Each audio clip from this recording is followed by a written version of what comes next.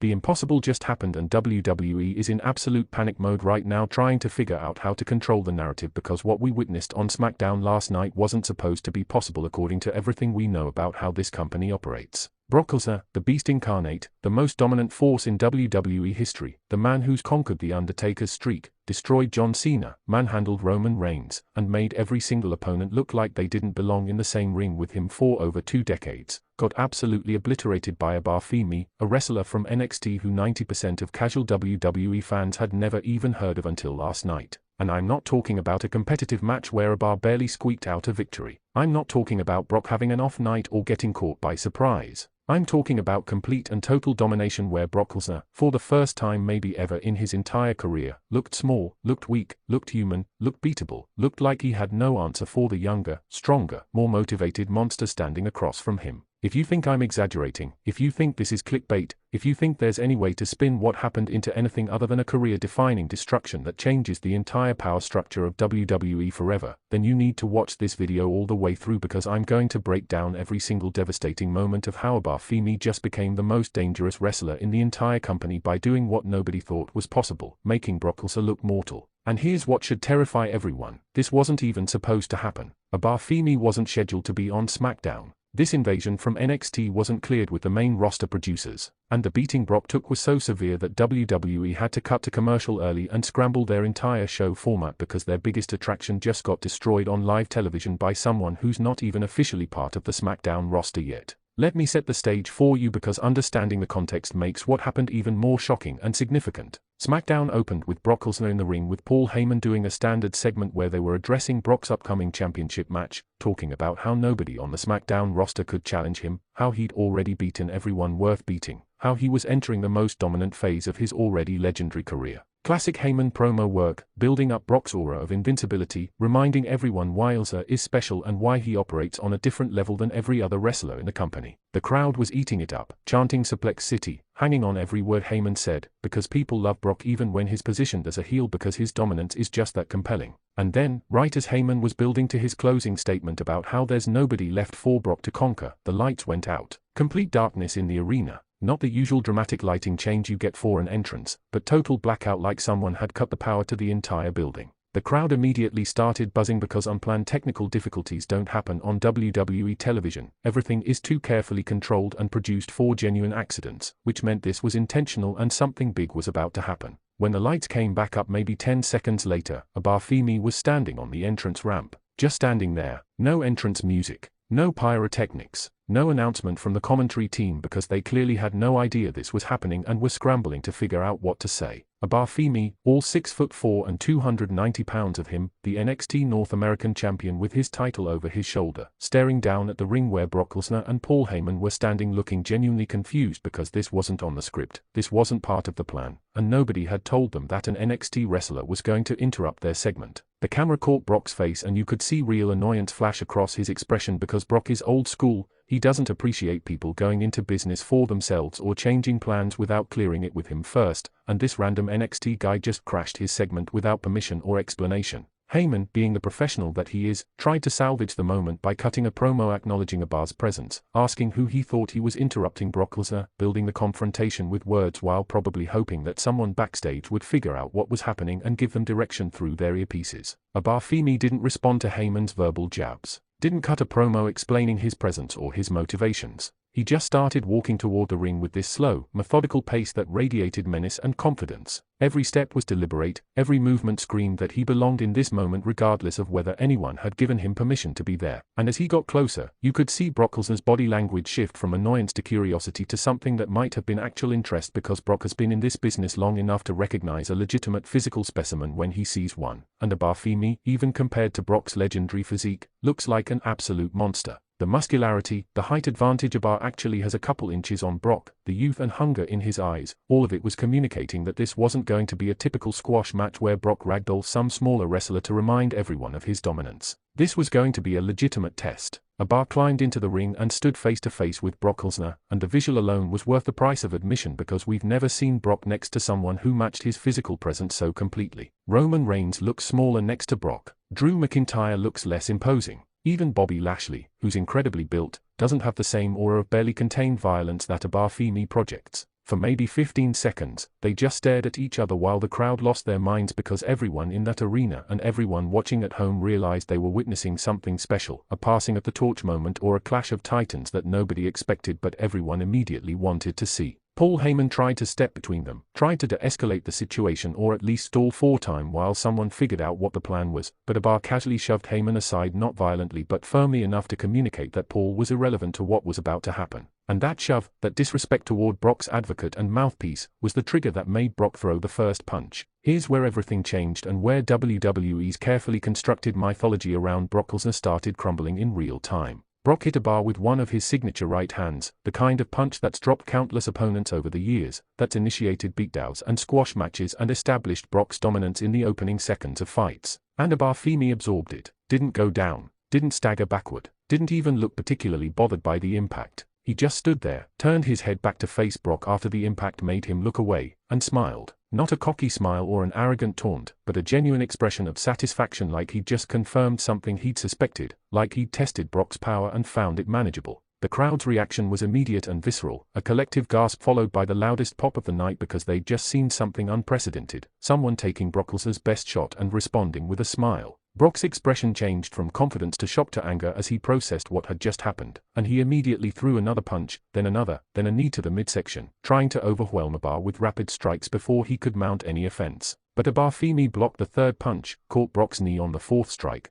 and then hit Brock with a headbutt that echoed through the arena sound system like a gunshot. Brock stumbled backward, clearly rocked by the impact, and for the first time in years, maybe decades, Brock Lesnar looked vulnerable in a WWE ring. The commentary team was losing their minds, screaming about how they'd never seen anyone stand up to Brock like this, how FEMI was making a statement that was going to echo through the entire industry. And they were right, because what followed was 7 minutes of the most one-sided destruction of Brock Lesnar that's ever been broadcast on WWE television. OBA went on the offensive with a combination of power moves and striking that Brock had no answer for, a lariat that turned Brock inside out, a spinebuster that nearly broke the ring, a series of running shoulder blocks in the corner that left Brock gasping and clutching his ribs. Every move OBA hit looked devastating, looked like it took something out of Brock that he couldn't get back, and the crowd was going absolutely insane because they were watching history, watching the established order being violently overthrown right in front of them. Brock tried to fight back, of course he did, because Brock Lesnar is a fighter and a competitor and he's been in bad situations before and found ways to survive and ultimately win. He hit OBA with a German suplex that would have ended most matches. That's been Brock's signature comeback spot for years, the moment where he hits that first suplex and then follows up with 5 or 6 more until his opponent is completely destroyed. But OBA landed on his feet. Let me repeat that because it's almost incomprehensible. FEMI, a 290-pound human being, landed on his feet after being thrown with a German suplex by Brock Lesnar. The athleticism alone is staggering, but the psychological impact of that moment was even more significant because it told Brock and everyone watching that OBA was operating on a different level, that the moves and strategies that had worked for Brock his entire career weren't going to work against this opponent. Brock's face showed genuine shock, maybe even a hint of fear, emotions we've never associated with the beast incarnate because he's always been the one inflicting shock and fear on others. What happened next was brutal and hard to watch if you're a Brock Lesnar fan.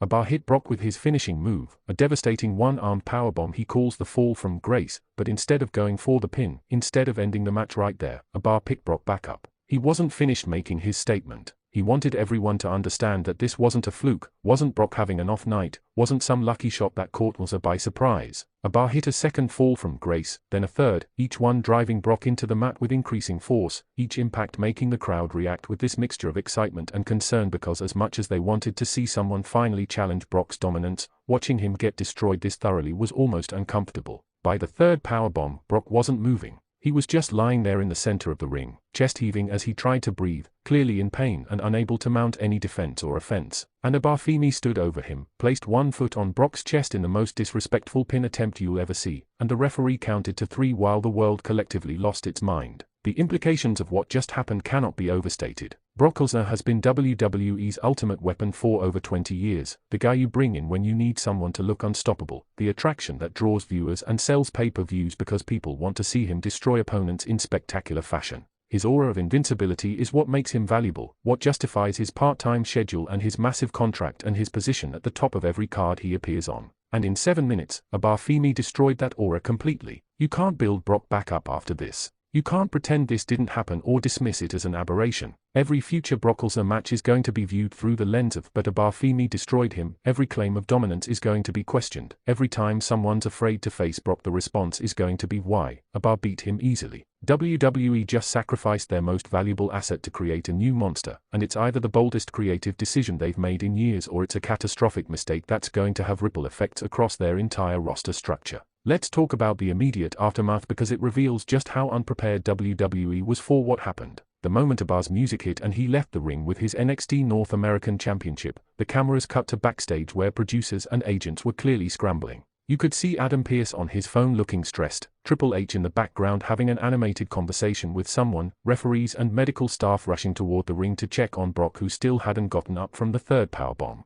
WWE went to a commercial break that wasn't scheduled. The commentary team went silent for a moment like they didn't know what to say or weren't getting direction from the truck, and when they came back from commercial, they completely skipped the next scheduled segment and jumped straight to a video package recapping what had just happened. That's not normal WWE protocol. When you have a major moment, you usually build on it immediately with reactions from other wrestlers, with authority figures making statements, with some kind of follow-up that keeps the momentum going. But WWE clearly didn't have a plan for this because this wasn't supposed to happen this way. The online reaction has been unlike anything I've seen in years of covering wrestling. Social media absolutely exploded with fans unable to process what they'd just witnessed. Twitter trending topics were dominated by FEMI and Brock Lesnar, with people posting the clip of OBA landing on his feet after the German suplex, sharing screenshots of Brock's shocked expression, creating memes about the passing of the torch from one monster to another. Wrestling news sites crashed from the traffic of everyone trying to get more information about who FEMI is and why WWE just had him beat Brock Lesnar clean in the middle of the ring.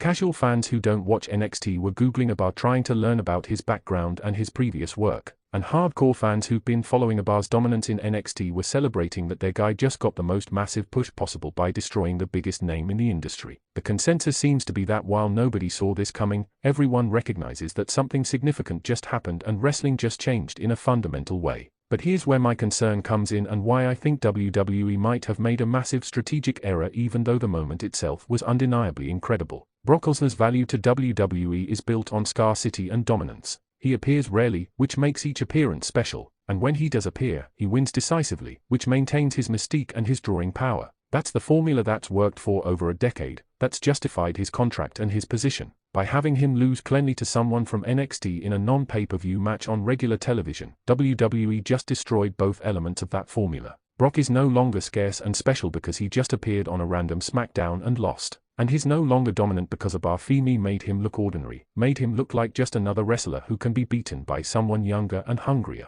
So what's Brock's role now? How do you book him going forward when you've just shown that he's vulnerable and beatable? Do you have him chase OBA for a rematch, which makes Brock look desperate and diminishes him further? Do you move him away from OBA entirely and pretend this didn't happen, which insults the intelligence of your audience? There's no good answer to these questions because WWE backed themselves into a corner with this booking decision. The counter-argument, and it's a strong one, is that WWE just created a new star in the most effective way possible. FEMI was known to NXT fans but completely unknown to the mainstream WWE audience. In 7 minutes, he went from anonymous to the most talked about wrestler in the world by beating the most famous wrestler in the world. That's star-making booking. That's how you establish someone as a legitimate threat immediately without months or years of slow building. And in an era where WWE is desperately trying to create new stars because their roster is aging and part-timers like Brock can't carry the company forever, having someone like FEMI ready to step into that monster heel role is valuable. The question is whether they can follow through, whether they can book OBA consistently going forward to maintain the momentum from this moment, or whether this becomes another example of WWE creating a shocking moment without having a plan for what comes next. Brock's immediate response to this loss is going to be crucial for determining whether this storyline has legs. If Brock comes out next week and demands a rematch, if he shows vulnerability and doubt about whether he can beat OBA in a second encounter, that's interesting character development that could lead to a compelling feud. But if Brock just moves on to a different opponent and ignores what happened, that tells the audience that even WWE doesn't think this loss matters, which retroactively makes the whole thing feel pointless. Similarly, FEMI's follow-up is critical. Does he go back to NXT and continue his reign there, holding both the North American Championship and the distinction of beating Brock Lesnar? Does he get called up to the main roster immediately and start feuding with top SmackDown stars? Does he target other legends and veterans,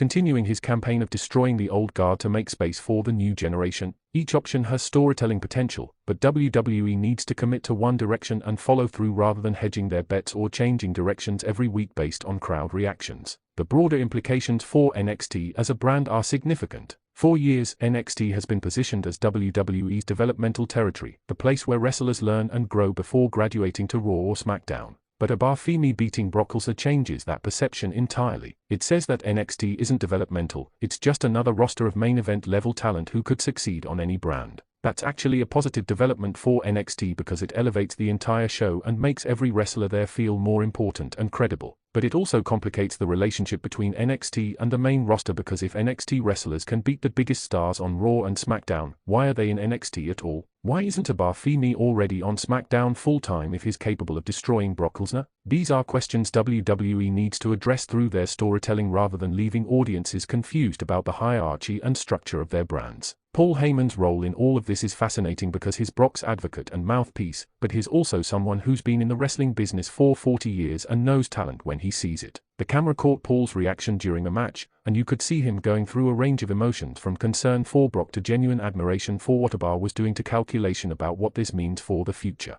If WWE is smart, they'll use Paul as the bridge between the Brock era and the OBA era, have Paul eventually switch his allegiance from the fading legend to the rising star, creating a betrayal storyline that adds emotional weight to the passing of the torch. Paul aligning with OBA would give OBA instant credibility and promo support while also providing a logical explanation for why the most dominant wrestler of the past 2 decades is suddenly vulnerable, his own advocate turned against him and is now helping his conqueror succeed. The wrestling media and journalist community is scrambling to get answers about how this happened and whether it was planned or improvised. Multiple reports are conflicting with some sources saying this was Triple H's idea to make a huge statement about NXT's legitimacy, while other sources claim that FEMI went into business for himself and forced WWE's hand by appearing without authorization, and they decided to roll with it rather than have Brock destroy him and make the situation worse. The truth is probably somewhere in between, a loosely planned appearance that was given more freedom than usual because Triple H trusts OBA and Brock to deliver something special. But the fact that we don't have clear answers, that WWE hasn't made an official statement, suggests that they are still figuring out how to handle this and what the long-term plan is.